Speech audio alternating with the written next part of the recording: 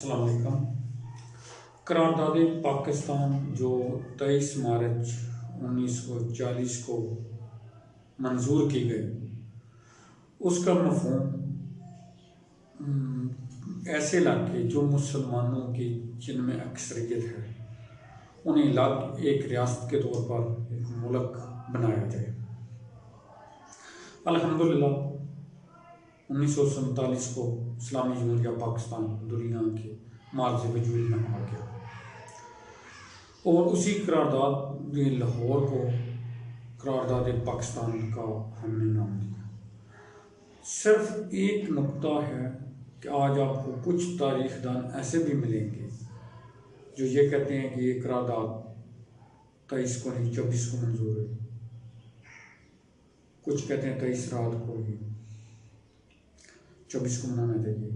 بھائی 21 کو ہو 22 کو ہو 3 روزہ ہو 2 روزہ ہو، جب اس کے مفہوم جو ہے کہ ایک الگ ریاست مسلمانوں کی ہونی چاہیے، ایک الگ ملک ہونا چاہیے، وہ اللہ نے ہمیں دے دیا، تو اس کی یاد میں ہم نے جب 56 کا آئین ڈکلیئر کیا، امپلائی کیا، تو وہ جو لاگو کرنے کی ڈیٹ تھی وہ ہم 23 مارچ رکھی۔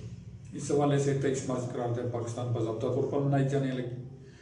اب جو میں کہنا چاہتا ہوں وہ یہ ہے کہ 23 مارچ کو پوری قوم کا ایک مطالبہ تھا کہ ہمارے لیے ایک الگ ملک ہو۔ کیا ہو؟ ایک ایسا ذات خود مختار ملک ہو جہاں پر ہم اپنی مرضی سے زندگی گزار سکیں اور اللہ کے رسول کے بتائے ہوئے راستے پر زندگی گزار سکیں۔ الحمدللہ وہ خوف پورا ہو گیا۔ اللہ تعالیٰ 23 مارچ کے رفقا کو جو قائد اعظم محمد علی جناح کے شانہ بشانہ تھے اور جو اس وقت پاکستان بنتے وقت غازی ہوئے، جو شہید ہوئے، ان سب کو اللہ تعالیٰ جنت الفردوس میں اعلیٰ مقام عطا فرمائے اور ہمیں ان کے نقش قدم پر چلنے کی توفیق عطا فرمائے۔ بات ہو رہی تھی قرارداد پاکستان 1940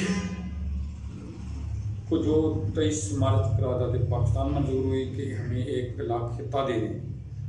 آج میں کہتا ہوں 2019 کو 23 مارچ اس عہد کے ساتھ منائیے کہ آج ہمارے پاس ایک ملک ہے۔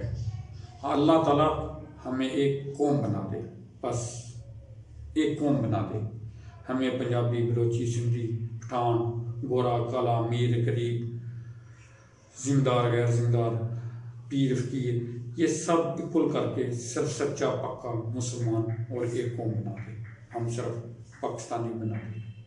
اللہ ہم سب کا حامی ناصر۔